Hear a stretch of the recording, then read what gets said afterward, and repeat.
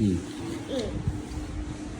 Paper, ഒരു writing pad, ഒരു pencil, ഒരു ഇറേസർ, ഒരു പെന്ന്, ടോട്ടൽ 100. ഓക്കെ ഫ്രണ്ട്സ്, ഞാൻ പിന്നെ മാത്സ് പഠിക്കാൻ വേണ്ടിയിട്ട് ദിയമോളോട് എടുത്തുകൊണ്ടിരാൻ പറഞ്ഞ സാധനങ്ങളാണ്. അപ്പോൾ ഇത്രയും സാധനങ്ങൾ എടുത്തുകൊണ്ടിട്ട് 100 രൂപ എന്ന് പറഞ്ഞിട്ടുണ്ട്. അപ്പോൾ എനിക്കറിയേണ്ടത് എന്താ വെച്ചാൽ, അപ്പോൾ ഒരു കാര്യം ചെയ്യും, എനിക്കിത് ടോട്ടൽ രൂപയല്ല വേണ്ടത്. പിന്നെ ഇതിന് ഓരോന്നിനും എത്ര രൂപയെന്ന് എനിക്കറിയണം.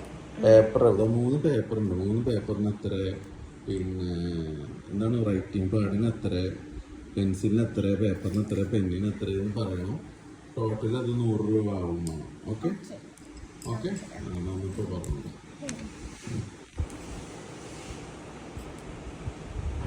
പെൻസിലിന് 20 രൂപ, 20. പെന്നിനും 20 രൂപ, ഇതിന് 10 രൂപ. ടോട്ടൽ എത്ര പറ? 50. ഈ 3 പേപ്പറിനും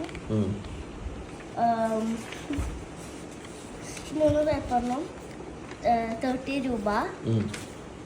അപ്പോൾ ഈ റൈറ്റിംഗ് പാഡിന് എത്രയാണ്? ഈ writing പാഡിന്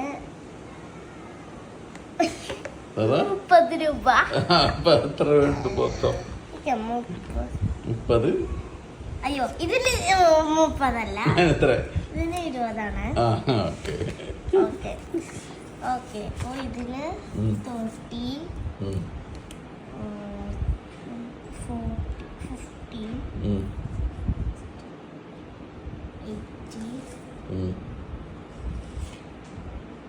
100 ടോട്ടലാണ്. Okay, very good.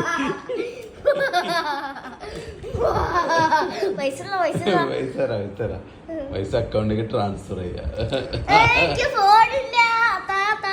Bank അക്കൗണ്ടിലേക്ക് ട്രാൻസ്ഫർ ചെയ്യാം. അവിടെ പേഴ്സ് ഇരിക്കണ്ടാവും അവിടെ.